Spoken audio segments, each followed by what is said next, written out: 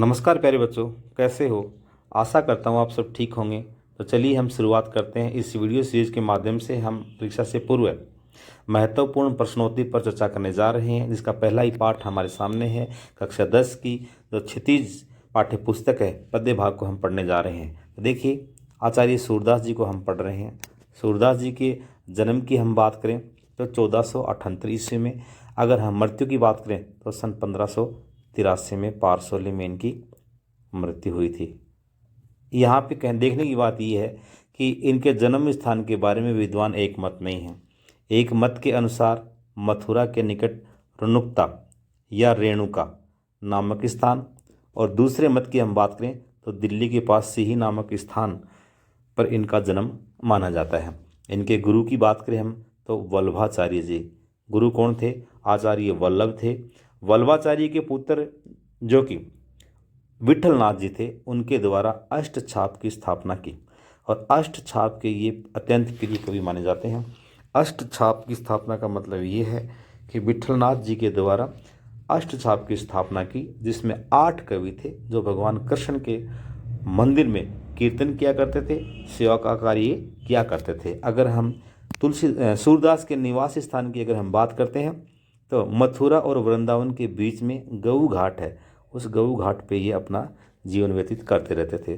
श्रीनाथ जी के मंदिर में ये भजन कीर्तन करते थे।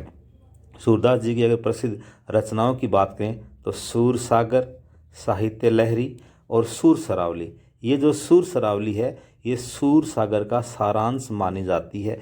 इसमें दृष्टकूट पदों का संग्रह भी किया गया है। प्रिय अगर हम रस की बात करें, अगर सूरदास जी के हम प्रिय रसों की बात करते हैं तो इनके रसों में वात्सल्य रस है, श्रृंगार रस है और भक्ति रस है। वात्सल्य का इनको सम्राट कहा जाता है। वात्सल्य, श्रृंगार और भक्ति रस का इन्होंने प्रयोग किया। वात्सल्य की इनको सम्राट कहा जाता है। अगर हम इनकी भाषाओं की बात करें तो इनकी भाषा ब्रज भाषा है। इनकी रचनाओं में ब्रज भाषा है वो व्यापक स्तर पर देखने को मिलती है। निधन सन 1583 पारसौली में इनका निधन हो गया था। प्रारंभ में सूरदास जी दास्य भाव की भक्ति किया करते थे, अपने आप को कृष्ण का दास मान के सेवा करते थे, और उसके पश्चात प्रारंभ में दास्य भाव की, उसके पश्चात ये सखा, कृष्ण के सखा बनकर उनकी सेवा किया करते थे। हिंदी साहित्य में अगर भ्रमर गीत की हम बात करते हैं तो यहाँ पे सूर सागर का जो भ्रमर प्रसंग है यह लिया गया है, और भ्रमर गीत जो प्रसंग है वो यहाँ पे सूर सागर के 10म भाग से लिया गया है। कौन से भाग से लिया गया है?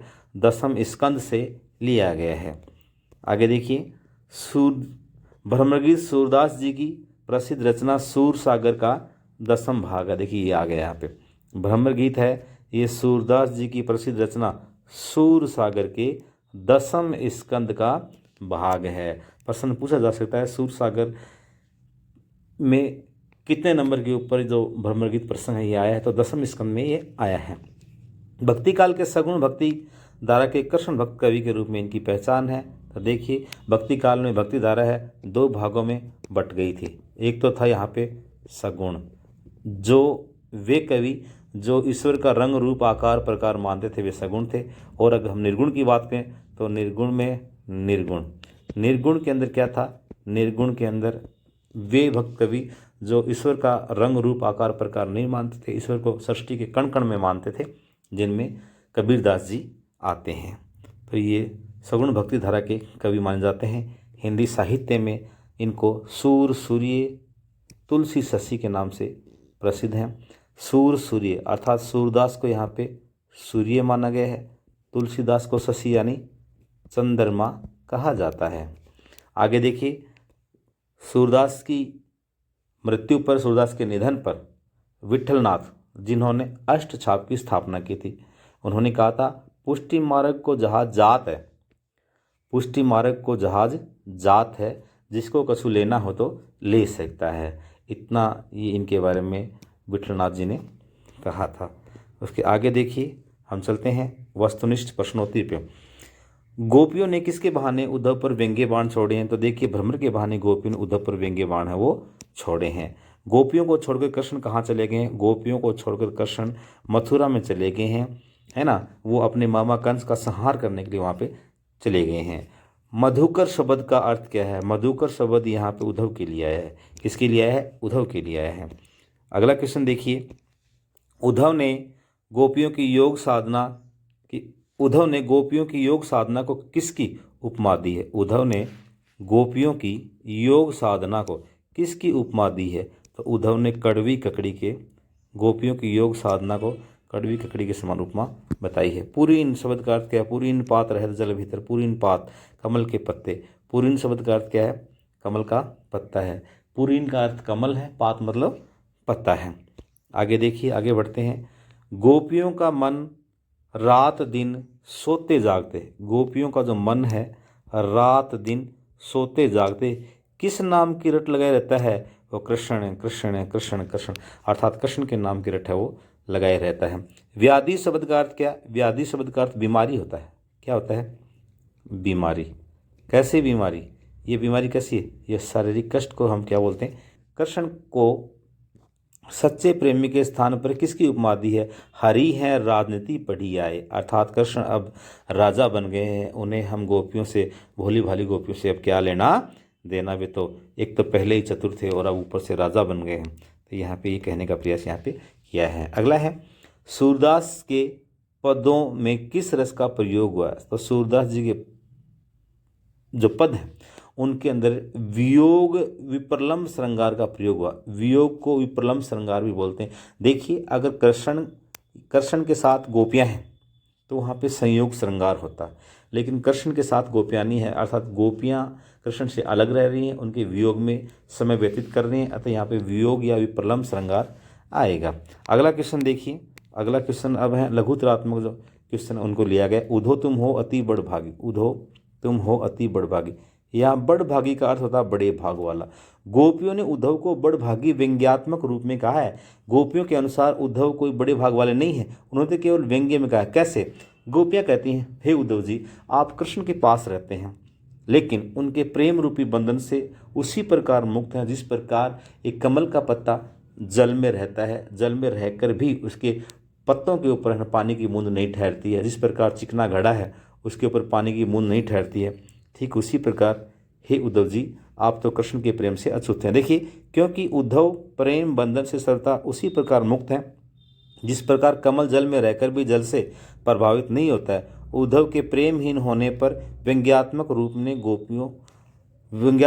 में गोपियों ने उसे भाग्यशाली कहा है। अगला क्वेश्चन देखिए, गोपियों ने अपने भोलेपन को किस प्रकार व्यक्त किया है? तो गोपियाँ कहती हैं, हे उद्धव जी, हमारी स्थिति तो ठीक उस प्रकार होगी जिस प्रकार एक भोली भाली चिट्ठी है, गुड़ के चिपकना जानती है लेकिन उससे अलग नहीं हो पाती, चाहकर भी वो उससे अलग नहीं हो पाती है और अपने प्राण वहीं पे त्याग देती है।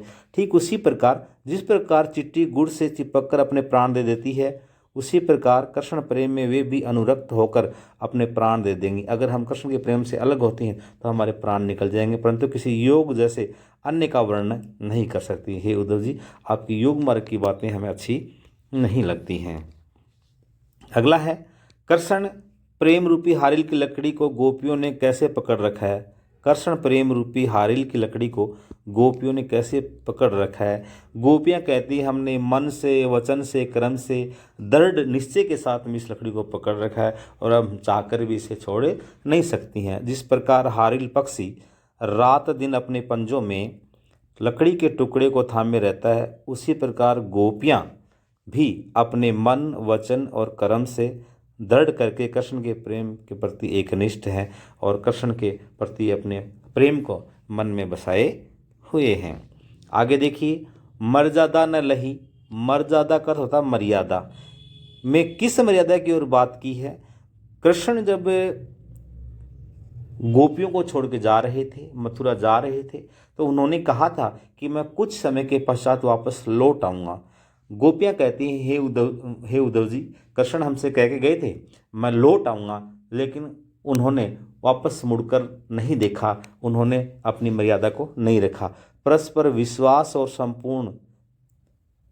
पूर्ण समर्पण प्रेम की मर्यादा है। छल कपट चतुराई दुख प्रेम की मर्यादा को भंग कर देते हैं। कृष्ण ने भी वैसे ही ठीक किया है और हमारा वचन तोड़ दिया है। योग संदेश भिजवाकर गोपियों के विश्वास को भंग कर दिया है। ये यहाँ पे गोपियाँ कहना चाहती हैं। आगे देखिए, मन की मन ही मांझ रही, मन की मन ही मांझ रही। गोपियों ने ऐसा क्यों कहा? गोपियाँ कह रही हैं कि हमारे मन में तो न जाने कितनी ही बातें हैं रह गई हैं जो हमें कृष्ण से करनी थी। गोपियों के अनुसार श्री कृष्ण मथुरा से वापस आएंगे और उनकी विरह व्यवस्था को सुनेंगे, परंतु उस उम्मीद के विपरीत कृष्ण ने स्वयं न आकर उद्धव के माध्यम से ब्रह्म ज्ञान का योग संदेश भिजवा दिया है। इस प्रकार गोपियों के मन में कृष्ण के मिलन की जो अभिलाषा है वो उनके मन के मन में ही रह गई है। अगला देखिए, गोपियों की वाक चातुर्यता का सूरदास ने किस प्रकार उल्लेख किया है? हम कह सकते हैं सूर की गोपियों के वाक चातुर्य की विशेषता क्या है, उसको अपने शब्दों में लिखना है। तो देखिए, सूरदास की जो गोपियां हैं वो वाक चातुर्य में बड़ी ही कुशल हैं। किस प्रकार वे उद्धव को अपने अकाट्य तर्कों से चुप करा देती हैं। उद्धव हैं, उनकी प्रेम भक्ति को देखकर स्वयं भक्ति में रम जाते हैं, अपने योग को भूल जाते हैं। ये सब इसमें बताया गया है। तो देखिए, सूर के भ्रमर गीत में संकलित पदों में गोपियों के उद्धव के साथ जो संवाद हुए हैं उसमें गोपियों ने अपने सरल और भावपूर्ण प्रेम भक्ति की अभिव्यक्ति से उद्धव के ज्ञान को तुच्छ सिद्ध कर दिया है। उद्धव को अपने निर्गुण योग पर बड़ा अभिमान था। गोपियां अपने हृदय की वेदना प्रकट करते हुए सगुण प्रेम का महत्व प्रकट करती हैं और उद्धव जैसे ज्ञानी योगी को निरुत्तर कर देती हैं। योग साधना को कड़वी ककड़ी कहना, व्याधि कहना, व्यंग्य में उद्धव को बड़भागी कहना, कृष्ण को राजनीतिक शास्त्र का ज्ञाता कहना, ये गोपियों का वाक चातुर्य यहाँ पे स्पष्ट होता है। तो इस प्रकार हमने इसको देखा है। आगे देखिए, अगले प्रश्न की हम बात करते हैं।